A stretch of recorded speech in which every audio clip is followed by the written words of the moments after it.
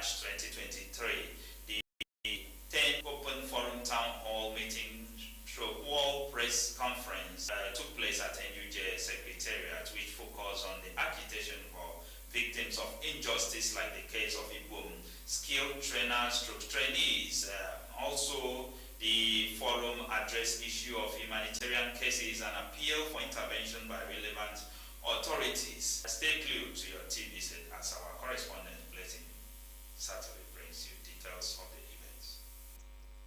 Wednesday, 15 March 2023 was a day of sober reflection on the plight which victims of injustice are passing through in Akwa Ibom State.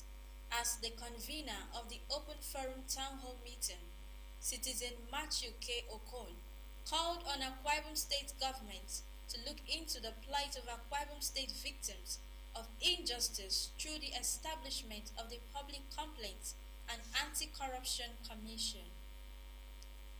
The essence of this World Press Conference is to bring to the fore some issues that needs to be articulated by citizens, some issues that are of great significance to the life and well-being of citizens and leaders, and then to point the way forward.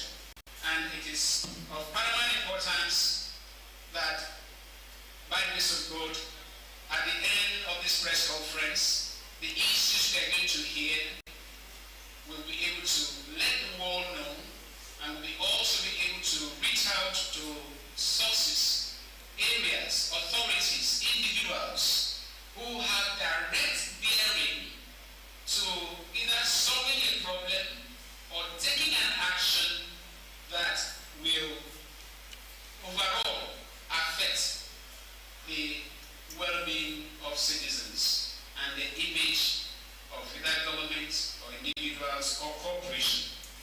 This is the 10th edition of the Open Forum Town Hall meeting, the press conference edition. Open Forum is an NGO that is registered with the Corporate Affairs Commission. We are dedicated to social education and enlightenment and dealing with issues that involves the vulnerables in society.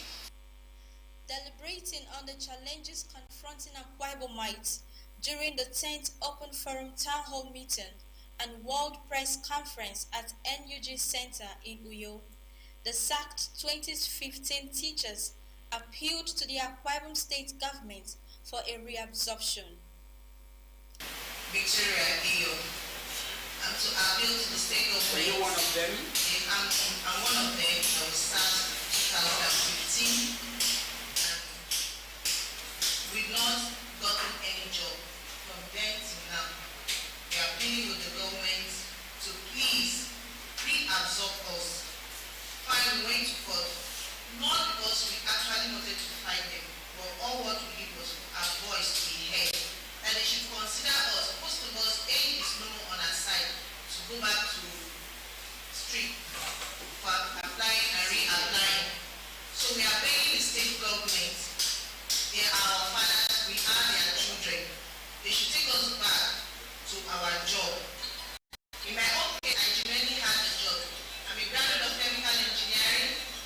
I'm a holder of postgraduate diploma in education and also a TRCN, registered member of Teachers Registration Council. So I deserve to teach. Professor Udoyen called on Akwa Ibom State government to pay an outstanding debt of 77 million naira on the supply of books titled African Linguistic Roots and Footprints supplied to EARCOM. My name is Professor Udoyen. My case centers around the publication I made, African Linguistic Roots and Footprints. And again, the book I presented to the Ethical and Attitudinal Reorientation Commission, EARCOM. The book costs 75 million naira, 100,000 copies of the book at the cost of 750 naira, which resulted to 75 million naira. That was in 2015. and one. I was taken to the state government doing that coordinating committee to renovate some dilapidated structures. I promised to say the value the work. When after some time, the valuer was sent back to come and revalue those jobs. By that then, the job was at 65% completion. Then I was paid only 7,700,000, leaving a balance of 12,022,202 naira 15 up till today.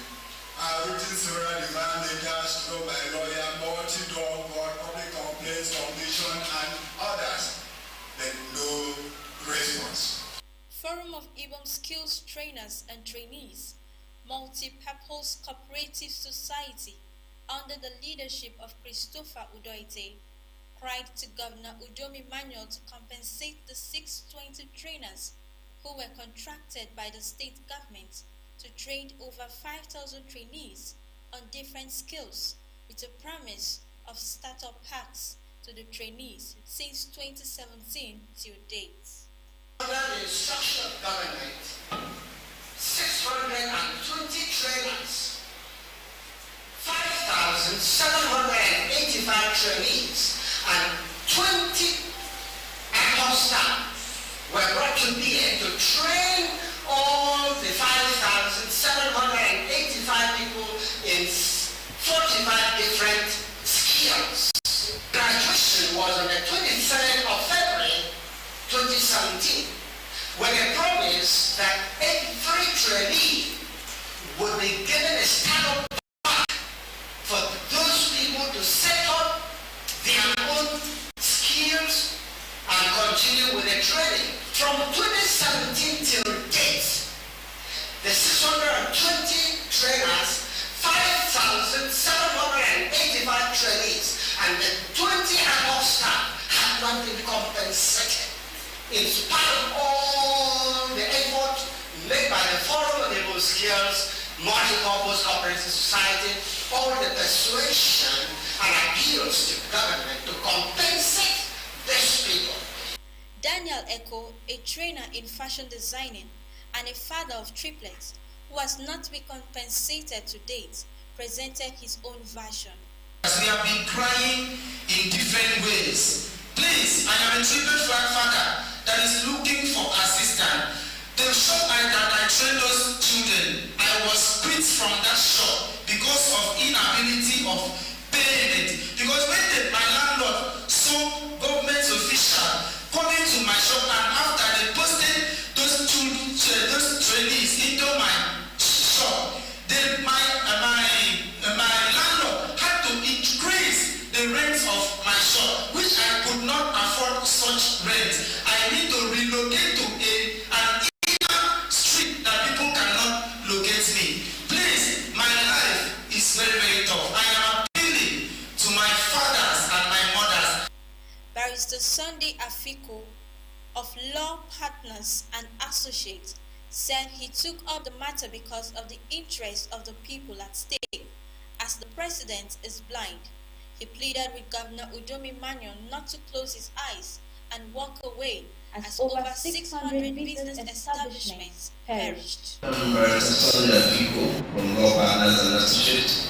I took up this matter because of the interest of the person at stake. You can see the president is blind and he needs much help. Most of the members have suffered. This is the government that talks about industrialization and also the empowerment of small and medium scale enterprises. When you hear about 600 and something, these are 600 and something small and medium scale enterprises. Imagine if the government had kept to their terms of engagement with these people, what it would have done to the economy of our Ibom State. This way, indigenous company, this way, persons who will carry on business, that the government will be able to verify and engage them to train these people. And thereafter, they are left in shambles, their businesses have been scattered and destroyed due to the effect of this. Mr. Francis Peter Akpan, with other former stewards who were offshore orbits, served ExxonMobil under Pastor Umoino as the contractor under ExxonMobil, demanded for payment of terminal benefits and end of contract entitlements. For this program. My name is Ezekiel Samuel Ekbale from Ikaros local government area of Oyo State. I got engaged by Royal's company, group of companies, offshore catering services. I work as a steward and we were offered poor salary. A multinational company like Mobil, international level cannot do such money because before they reach the condition, they have been prepared. What we call like poor salary. Many allowances are paid offshores. We will deny even to join the pain as the offshore's condition of savings will be decided there. If you try to say anything about it, reality will sack you. You don't have, let me say, annually increment of 10% was not even given. Okay. Hi, my name is Francis Peter and I'm from Tina. I was working with Pastor Umar offshore. I was at Osu. I started work with him 2005. I worked in his own company. They transferred me from Osu to Usari, from Usari to UB. That is where another person just take the work from him and just leave us. Now, what happened? My major challenge is that it will not pay us offshore benefits and work finishing contract bonus. That's our major job. During the time we were working with him while we were in service, all this entitlement that he's supposed to give us during the time we were in the offshore, because the life here and the life offshore is quite different. He didn't give us any of this money. So I'm just appealing to you people to just anybody that knows he should ask him to give us this money, because this thing affects my life seriously. The event ended up with lamentations, tears, and sobering mood as the convener called the appropriate authority to come into their rescue. All right. I will not die in silence, that's the truth. And since I have found people suffering because of the suffering I've been made to go through, I found people there, and because God has enabled me with so much strength, I don't know, I'm a mystery somehow. I must say that. What I've survived, I can't see them here. So, I'm trying to help people. So if anybody feels bad, you should keep quiet. It is the people that tells a victim to keep quiet who should be questioned, because it is inhuman and outrightly irresponsible to tell a victim, a dying victim, keep quiet.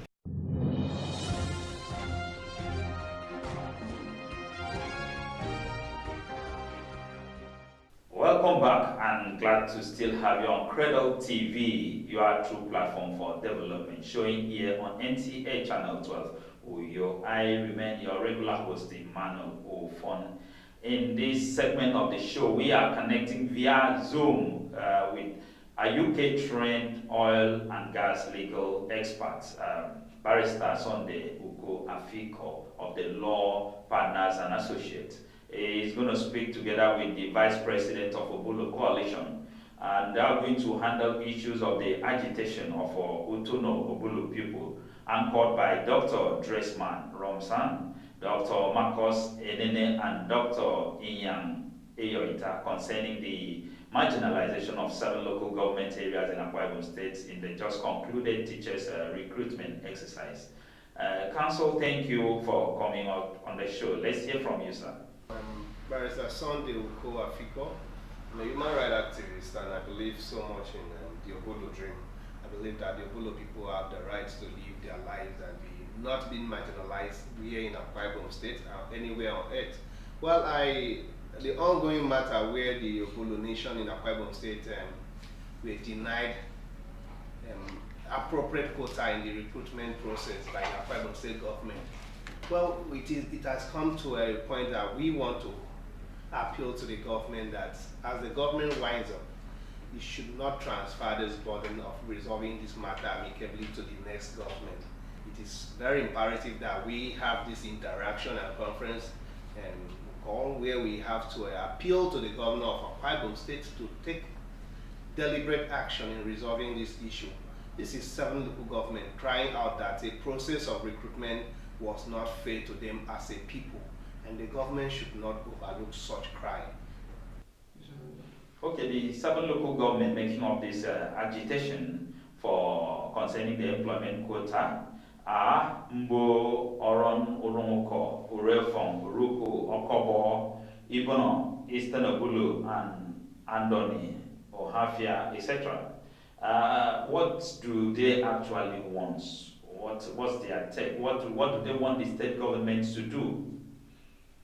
For whatever is what, the government should take it very important, very serious, because it will affect how we relate with the next government or whoever becomes the governor of Akwa Ibom State. We may not really sit back and just go to court. The youth may decide to take more deliberate actions about protecting their rights.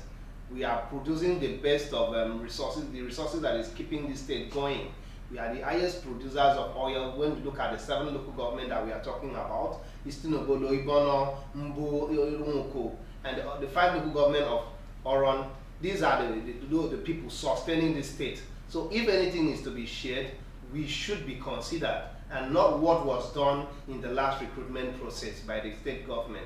Therefore, we are calling on the governor of Akwa Ibom State to take a deliberate decision by resolving this matter. We are interested in an out-of-court settlement, and we are calling on the governor to advise the AG appropriately to take the necessary action and resolve this issue, because we don't want to keep on wasting our resources on a litigation that is not about, we are not asking for money, we are only asking the government to do the right thing. We've written a couple of letters and we got to a point where we file processes in court. It should be, the government should be fair enough to look at it that this matter should be resolved out of court, and that's our position. Moreover, what was the total slots given to Eastern Obulu, given to the 7 local government areas and making up and the people of our nation? When you look at Eastern Obulu, we were given the boundary sum of 4 out of 1,000 something. Four slots. 4 persons were employed from Eastern Obulu, 8 from Ibono, 9 from Oron, and all of us put together were not up to 90 something. The first 7 local government put together. Why Ibesipo Sudan had 79? The other Ibibio local government had, none of them had anything less than 50. So I feel it was a clear case of marginalization. And that's why we are in court challenging this, but we feel the government is about to wind up. Going forward, whoever becomes the governor of this state should know that the Obolo people in this state, we are not second-class citizens, and we should not be treated as such anymore. Okay, was the quota given based on slot or based on excellence performance in terms of the aptitude test examination given before the employment? In the case in court, we have exhibited results of person who scores as high as 90 from this region that we are not employed. We have shown that we have asked the government, what was the quota that you used? What was, they said it was on merit. Then when you say it was on merit, what was the particular figure, or how was this merit ascertained? Which is one question the government have not been able to answer up till today. In all the processes they filed, they have not stated which particular, what was the criteria for that process. We've shown persons that had as high as 90, 100, 80, 70. 2 people with 2-1 in their university certificate, that they were not employed. So it wasn't an issue of merit, it was a clear case of quota. And I'm aware that the governor had about 300 persons on that list. Okay. I know that these persons, the process was flooded with so many irregularities. It wasn't fair at all. All right, Learned Counsel, what's your message to Akwa Ibom State government in regards to your agitation? What do you want the government to do concerning this? We are in court. That's why we are in court, to declare the whole process null and void. I as a lawyer also understand that if this process is declared null and void, it will affect some other persons who have put in so much to to get this process up to what it is. The persons who have been given letter of award, that was why the court in its infinite wisdom asked that the Attorney General should call and we explore a more political solution for this matter, which is the position we embrace. But the Attorney General never took it serious. He felt we were not worthy of such extension of an olive branch. So we feel that the governor should be more deliberate about this before he leaves office, because leaving 7 aggrieved local government with his administration, I don't think is one of the best things to do as the governor of Akwa Ibom State. He is the governor of Akwa Ibom State and not the governor of any particular region.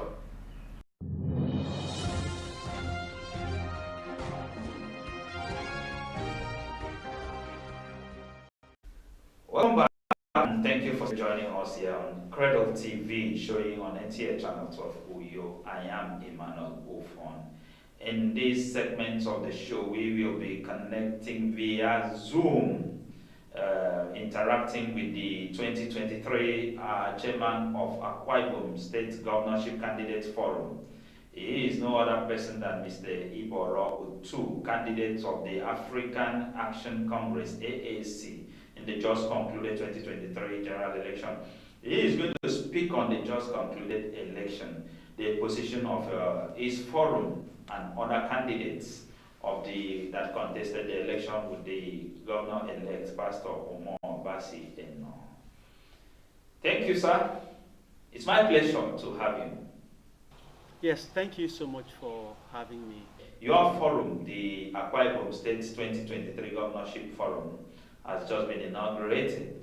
What's the terms of reference and how was your emergence like? Can the public know about that? This is such a fantastic question. You see, the governorship candidates forum came as a result of the Council of Chiefs invitation to the governors, and Obon Victor advised us to come together and have this forum where we can have conversations and share ideas.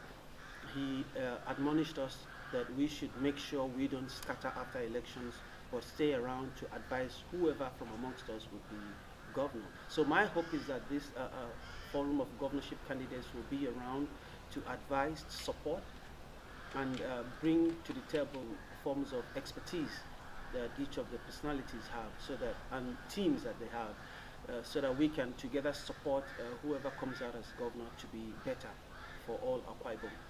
I believe even though it's the first of its kind, it will be around for through time to next elections, so that we can understand that governance, leadership, and politics is not just a seasonal thing, but a continuum where we all can invest our ideas. However, having said that, being the chairman of the governorship candidates forum in Akwa Ibom State, one of the responsibilities that was given to me was aggregating results from polling different agents from different polling units across the state, to see how we can for ourselves have a measure of the dynamics in which the results, the final result would swing towards. And from the end of the elections, personally my decision would be that we've come to a position in this state where 80% of Akwa Ibom people are suffering under this misery index. Okay, with other candidates that contested the election together with Pastor Moeno, joined hand with him in terms of governance. Now that the election is over, what people should weigh into should be governance and how to move Akwa Ibom State forward.